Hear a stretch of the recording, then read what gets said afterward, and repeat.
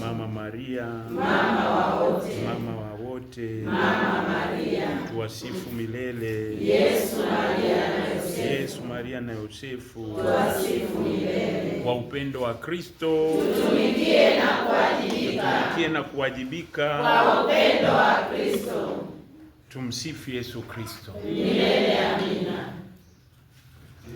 Waheshimiwa viongozi, tukianzia na mama mwenyekiti na timu yako, pamoja na mama zetu wastaafu, Mama Serafina na Mama Rosalia, na viongozi mbalimbali wa dekania na parokia mbalimbali. Tumsifu Yesu Kristo. Milele amina. Natumia nafasi ama fursa hii kwa niaba ya Mwashamba Askofu Beatus Urassa, ambaye kama si mwingiliano wa ratiba angekuwa anafungua kikao hiki. Niseme kuanzia viongozi na nyinyi viongozi wa dekania na parokia, hongereni sana. Kazi mnayofanya ni kubwa, sio ndogo, ni kazi kubwa sana, na Mungu pia anawategemea ninyi kuweza kufanya yale mapenzi yake anayotaka kuyafanya kupitia umoja wenu huu wa kina mama. Kama lengo lenu ni kuendelea kujenga imani na kuendelea kujenga uchumi ili muendeleze utume wenu kama wakina mama, utume uliotukuka, mnatakiwa muwe wepesi kukimbia kiimani, kukimbia kiuchumi, kukimbia kimaendeleo, kukimbia kiroho, kukimbia katika utakatifu na wema. Sasa pia inawezekana tunakuwa saa nyingine tumelala au tumekufa, na vikao kama hivi ni vya kutufufua, ni vya kututia moyo, ni vya kututia nguvu. Kwa uzuri huo sasa mtaupeleka katika jimbo letu, katika parokia, vigango, jumuiya ndogo ndogo, familia, dekania, jimbo na hata taifa. Mna kanda, mnakuwa na kongamano la kanda, lakini mpaka kitaifa. Nyinyi pia huwa mnaenda kunyonyesha hata kule Kaengesa, basi kunyonyesha kwenu kutakuwa na baraka. Kwa hiyo nyinyi wakina mama mna bahati sana, na utume wenu ni utume mkubwa na utume uliotukuka.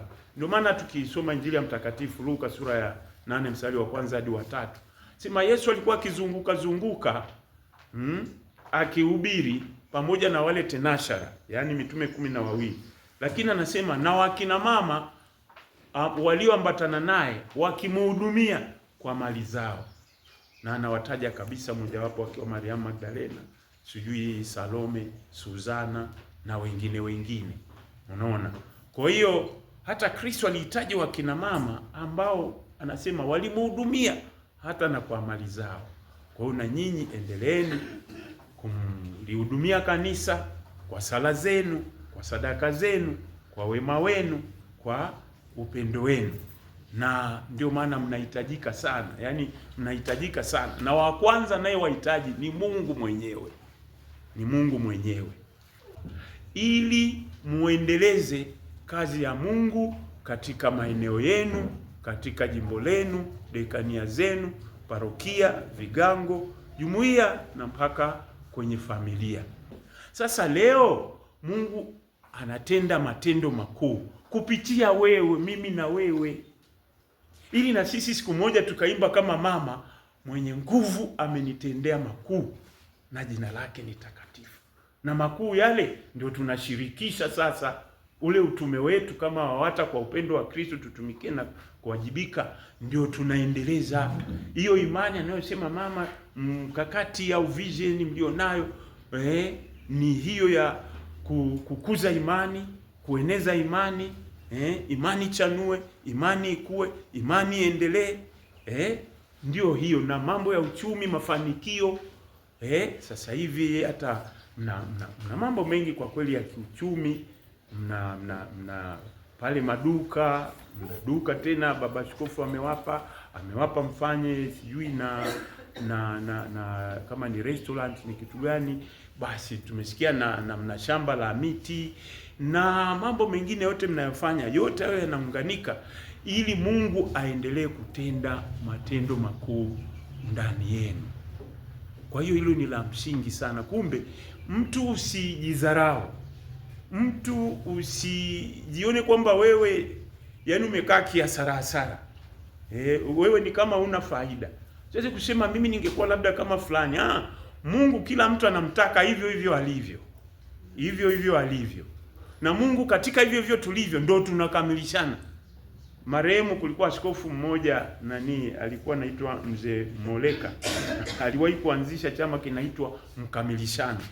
Ndio ilikuwa lengo lake kwamba mkamilishano, tuna karama mbalimbali au tuna jinsia mbalimbali, tuna tabia mbalimbali, lakini hizo karama tofauti, tabia mbalimbali, jinsia mbalimbali, lakini zote hizo Mungu ameziweka ili tukamilishane, kwa sababu hakuna anayeweza kubeba sifa zote na tabia zote na karama zote. Basi Mungu anaunganisha, tukiungana wote ndio tunaunda mwili mmoja ambao Paulo anaita kanisa. Kwa hiyo nashukuru kwa nafasi hii ya kuja kumwakilisha baba askofu. Kwa kweli mnajua nyinyi wenyewe anawapenda sana na anathamini sana kazi mnazozifanya kwa ajili ya jimbo hili, kwa ajili ya kumtia moyo, kwa ajili ya kumshika mkono ili jimbo letu liweze kuendelea. Kwa hiyo na nyinyi wenyewe kumbe muendelee, na mimi nasema moyo mkuu kwamba yale aliyoanzisha makuu ndani mwenu Mwenyezi Mungu mwenyewe ayakamilishe. Na kwa mkutano mnaokwenda kufanya, ripoti mtakaokuwa mnazisoma, wengine wote unajifunza. Mwenzako anaposoma ripoti, anapotoa ripoti, unajifunza. Hakuna ripoti ambayo ina cha kujifunza. Kila ripoti na kitu cha kujifunza. Na kama nilivyosema kwamba kila huyo na kila parokia kuna kitu ilichofanya ambacho wewe ukufanya. Sasa wewe unaweza kujifunza. Na pengine baadaye nje huko ukaenda hata kuuliza kwamba bwana, nyinyi mnafanyaje? Nyinyi mnafanyaje? Kwa mfano leo na sisi tunatoa ripoti kule za parokia. Mimi huwa napenda sana kwa nafuatilia. Maparoko wenzangu wamefanyaje? Na nikiguswa pengine nitamfuata, bwana nyinyi mlifanyaje mpaka mkafaulu ili na hivi.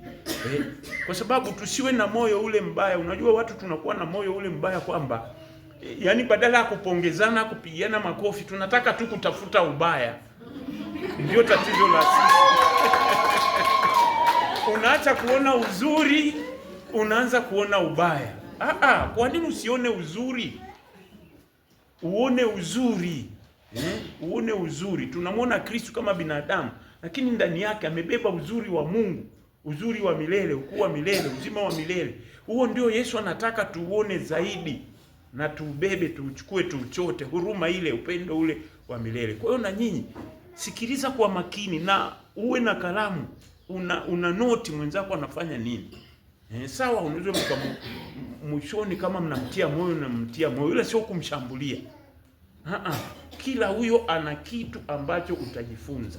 Wajimbo pia watakapokuwa natoa nini, kwa sababu watu hasa kwenye ripoti za fedha ndio anakaa mkao wa kutafuta hili nini. Ni kwamba ona mema kwanza waliotenda, kama kuna changamoto ndio tunaboreshana, si ndio jamani? Sio kuzomeana mpaka watu wanatoka humu ni kama maadui. Lengo tunakutana hivi ni kuboresha. Mimi nashukuru kwamba hata serikali ilianza kutumia neno hili, kuboresha. Sawa jamani? Kutiana moyo, kuboresha. Mnatiana moyo.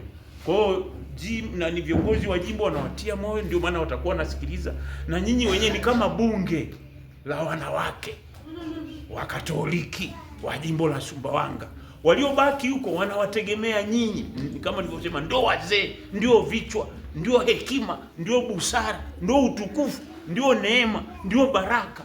Wanawategemea. Kwa hiyo ndio hivyo muendeleze, na nashukuru mmewaita mama zenu wa zamani, rafiki yangu nani Sulemani pale, mama Sulemani na nani mama Mwanakulia, kwamba basi wanafurahi na wao kama kile walichokipanda, walichokianzisha, na nyinyi mnafanya nini? Mnakiendeleza, na mkiendeleze vizuri kweli kweli. Ni kama maneno aliyosema hata baba askofu wakati anastaafu, Mzee Kiaruzi, kwamba kila mtu anafanya pale alipofika. Mimi nimefika hapa na nitafurahi na mwenzangu pale nilipofika, na yeye anaendeleza kwa karama na vipaji vyake, anaendeleza. Swala sio kuwapambanisha, kuwalinganisha. Kila mtu huwa anafanya alichotumwa na Mungu, na pale anapofika na wewe unaendeleza.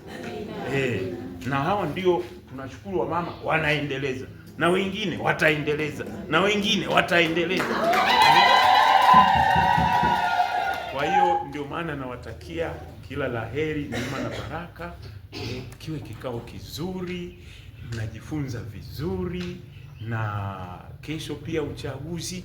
Basi ni kazi ya Roho Mtakatifu. Unaona, mitume kila walipokuwa nachagua, walipochagua nafasi, kuziba nafasi ya Yuda, wakamchagua Matiasi, au walipochagua wale mashemasi, mara nyingi wanasema tuchague watu waliojaa imani na Roho Mtakatifu, wanaowekea mikono, wanafanya nini ili waendeleze kazi ya Mungu. Kwa hiyo wanaacha iwe kazi ya Roho Mtakatifu, sio kampeni ambazo kampeni za kiulimwengu, za kidunia.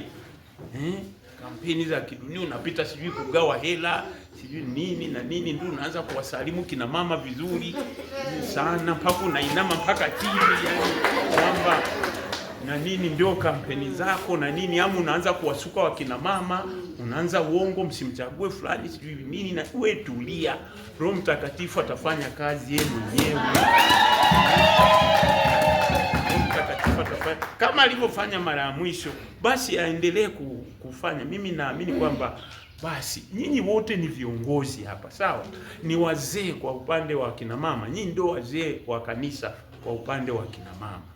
Kwa hiyo hawa watano ni waratibu tu, lakini wote nyinyi ni panel, ni staff ambayo ya kina mama, kumbe mnaungana kwa nani. Kwa hiyo mambo yale ya kampeni au nichagueni mimi na nini. Nakumbuka mlipomchagua Mama Lainel, tena alikuwa mjanja, siku hiyo alikuwa amefichama, lakini Roho akamfuata huko alikofichama. Yani kama wewe ni wa Mungu, hata ungefichama atakuchagua. Atakuchagua.